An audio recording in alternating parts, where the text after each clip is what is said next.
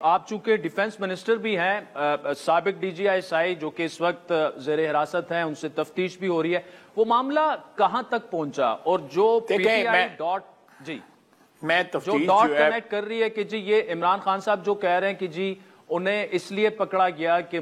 میرا بھی military trial ہو اور میرے خلاف ان کو وعدہ معاف گواہ بنانے کی کوشش کی جا رہی ہے۔ دیکھیں، عمران خان صاحب کا تو جو اندر کا جو وارداتیہ ہے پچھلے 5-6 سال کے اندر یا 8 سال کے اندر انہوں نے وارداتیں کی ہیں، وہ عمران خان اندر کا بول رہا ہے، لیکن مجھے اس قسم کی کسی ڈسکشن کا نہیں پتا کہ کسی کو وعدہ معاف گواہ بنایا جا رہا ہے یا کسی کو کیا بنایا جا رہا ہے۔ ایسی کوئی بات نہیں ہے۔ فوج نے جو ہے ان کو حراست میں لیا ہے اور انہوں نے باقاعدہ آئی ایس پی آر کی طرف سے ایک کمیونیکے آیا کہ یہ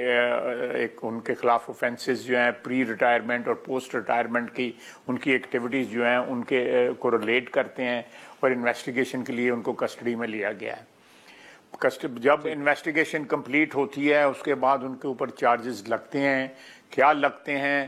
انویسٹیگیشن کا کیا رزلٹ نکلتا ہے، یہ اس قسم کی اسپیکولیشن جو ہے بڑی غیر مناسب ہوگی، کم از کم میرے لیے بہت غیر مناسب ہوگی۔